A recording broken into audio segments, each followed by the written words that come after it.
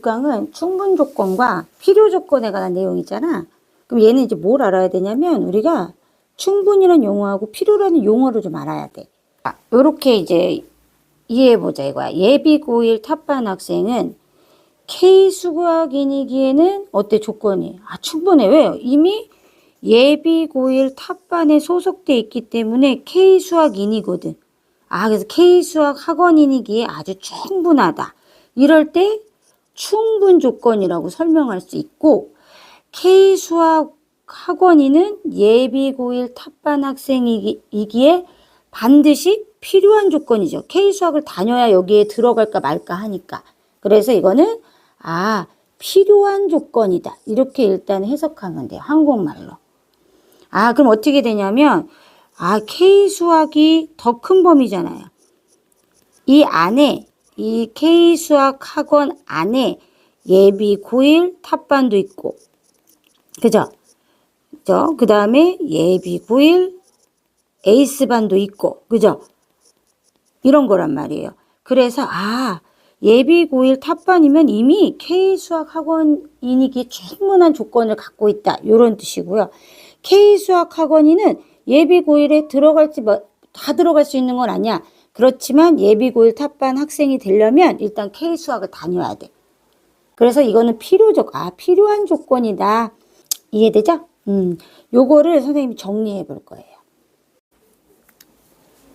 그냥 새로운 단어 몇 개가 생겼다고만 생각하면 돼. 왜 우리가 명제 P는 Q이다. 요 형태가 있었어. 그지? 그랬을 때, 이랬을 때 P는 Q이기 위한 충분 조건이다. 요렇게 표현하는 거고, 두 번째는 Q는 P이기 위한 필요 조건. 요렇게 표현해. 표현하는 방식이 한글로 표현하는 방식을 얘기하는 거예요. 우리가 보통 이런 명제는 진리집합으로 따지면 Q가 바깥에 있고 P가 이렇게 안쪽에 있단 말이야. 그래서 P가 Q에 이렇게 포함되는 형태를 띠고 있는데 이때 이 P는 Q이기 위한 충분 조건이 되는 거야. 조건이 충분하잖아. 그렇게 생각하면 돼. P의 모든 조건이 만족하잖아. Q 안에 들어갈 때. 근데 Q는 P의 일부분을 만족하는 거잖아. 그래서 필요 조건이라는 표현을 쓰는 거야. 요렇게 용어를 쓴다. 그래서 이거는 충분 조건과 필요 조건을 요렇게 표현하는 거고. 자, 두 번째는 P하고 Q가 같은 경우가 있을 거 아니야. 이런 경우는 어떻게 표현하냐면 필요 충분 조건이라고 표현해. 필요 충분 조건. 자, 이 경우는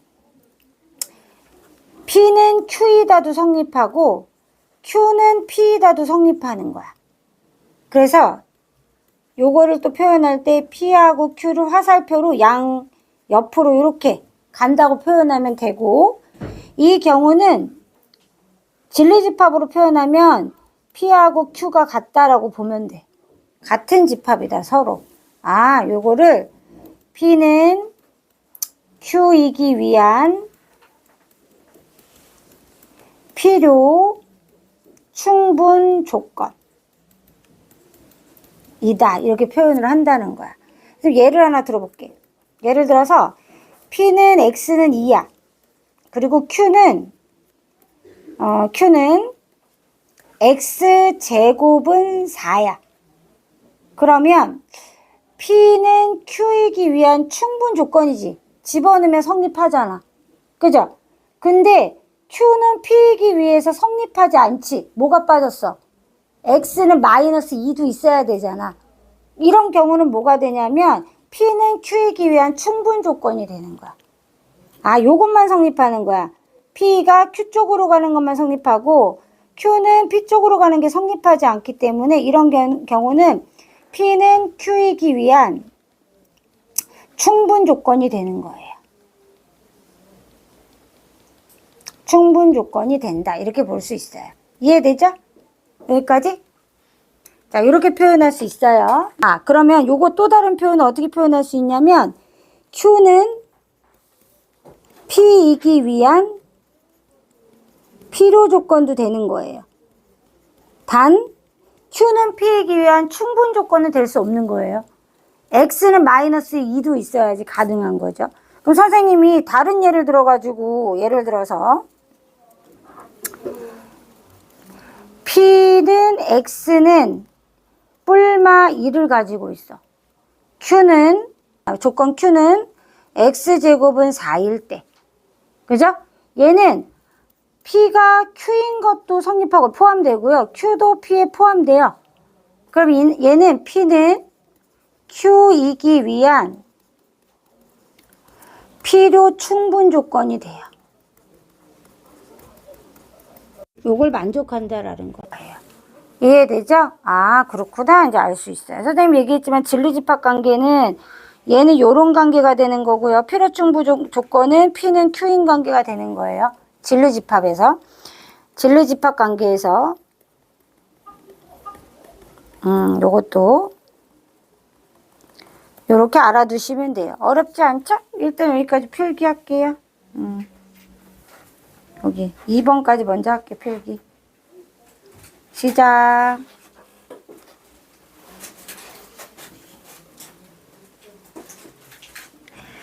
자, 여기 얘 쓰고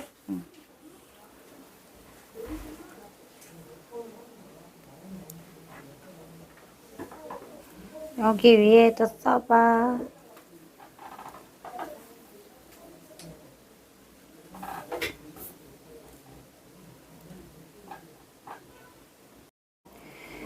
이런 문제는 팁을 주자면 이런 거 선생님처럼 P하고 Q를 해놓고 가는 게 성립하는지 가는 게 포함이 되는지 보는 거야. 그러면은 절대값 X 여기가 마이너스 1 더하기 1 넣으면 0이 마이너스 1 넣으면 0이 되지. 근데 0,0을 넣어도 0이 되잖아. 그러면 P는 Q에 포함이 안 된다는 얘기잖아. Q가 범위가 더 작으니까. 맞죠? 같다가 없으니까. 그러면 Q는 P한테 포함이 될 거 아니야. Q라는 진리집합 안에, 그죠? 아니고 P라는 진리집합 안에 Q가 이렇게 들어가 있는 거죠. 이렇게 0 때문에 여기 0이 있는 거고 얘가 음수가 있는 거잖아. X가 0보다 작은. 맞죠? 그러니까 얘는 포함이 되는 거예요. Q에서 P는. 선생님이 뒤에서는 성립하고 앞에서 성립 안 하면 뭐라고 했냐면 필요 조건이라고 그랬고, 그쵸? P는 Q이기 위한 필요 조건이 되는 거예요. 그러니까 이렇게 세 가지로 보면 돼. 첫 번째는 P에서 Q로 가는 게 성립이 되고 Q에서 P로 오는 게 안 들어갔어. 그럼 충분 조건이에요. 얘는 충분 조건. 그 2번은 뭐냐면 P는 Q한테 안 들어가는데 얘가 안 들어가는데 Q는 P에 쏙 들어가. 그럼 얘는 필요 조건. 이렇게 따지면 돼요. 둘 다 서로 쏙 들어가. 같다는 뜻이에요. 얘가. 이러면은 필요 충분 조건이라고 보면 돼요. 근데 1번은 가는 건 성립하지 않는데 오는 건 성립하잖아요. 그쵸? 그러니까 얘는 필요 조건이 되는 거예요. 이해돼? 이렇게 보면 돼요. 그러니까 위에서 선생님이 내용을 설명할 때는 Q는 P이기 위한 필요 조건이 이렇게 설명하니까 내용이 어렵잖아.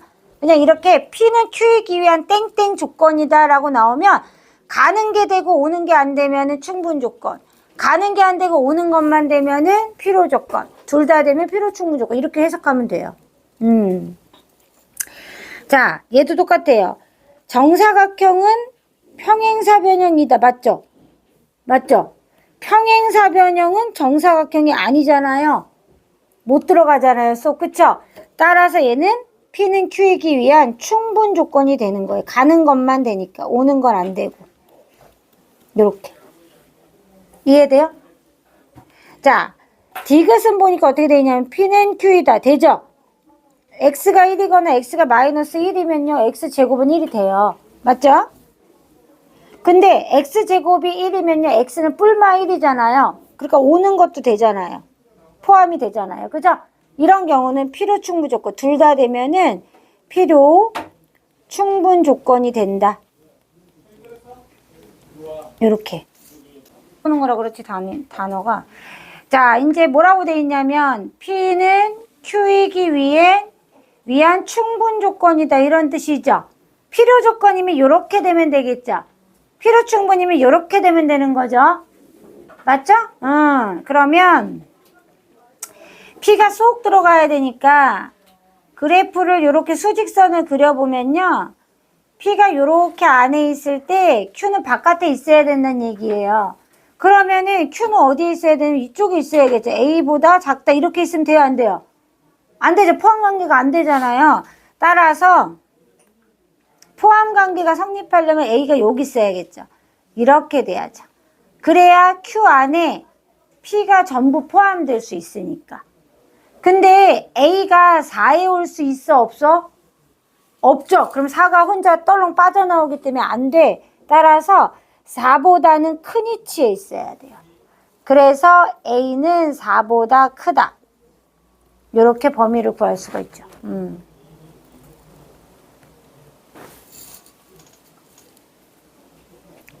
자, 3번 문제는 아니다 나와. 그럼 선생님이 우리 그 전에 명제할 때 뭐라고 했냐면 원래 명제가 참이면 대우도 참이 된다 그랬지.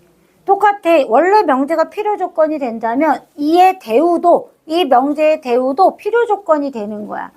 이런 경우는 대우를 찾아주는 거예요. 따라서 이제 대우를 찾아주면 x제곱 마이너스 2ax 플러스 4가 0이면 x 플러스 2는 0이기 위한 필요 조건이다 라는 거예요.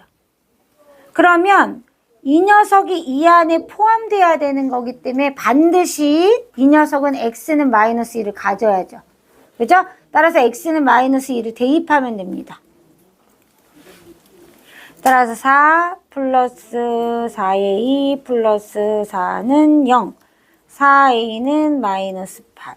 따라서 a는 마이너스 2 이렇게 구할 수 있겠죠?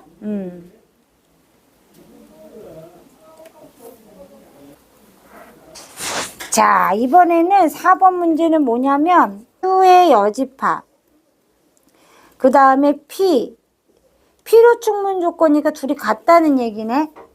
맞죠? 아, 그럼 어떤 상태가 돼야 되냐면 P하고 Q가 요런 상태로 있겠네. 그쵸? 그리고 여기 U가 이렇게 있는 거죠.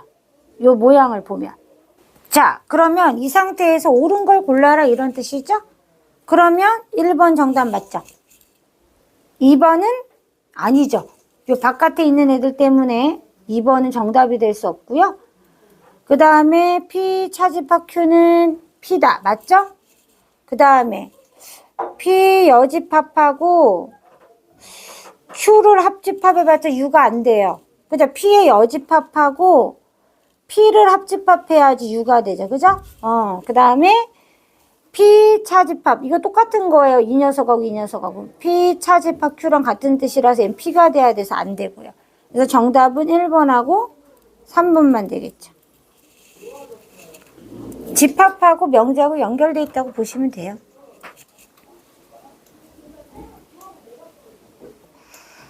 자, 이것도 해석을 해보면요. P는 R이기 위한 필요 조건이다. 그래서 R이 P에 포함되는 거예요. 그래서 R은 P의 부분 집합이 되는 거예요.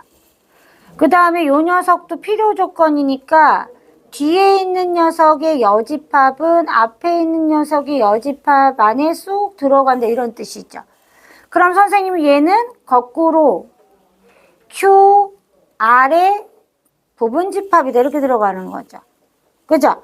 그러면서 P는 Q이기 위한 충분 조건이다 이렇게 된 거죠. 맞아요? 이렇게 된 거죠.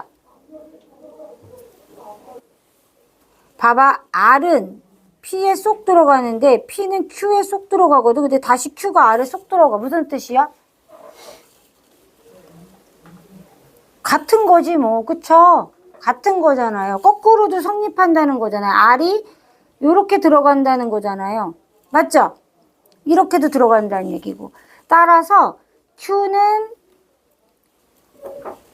Q는 아르기 위한 어떤 조건이 돼요?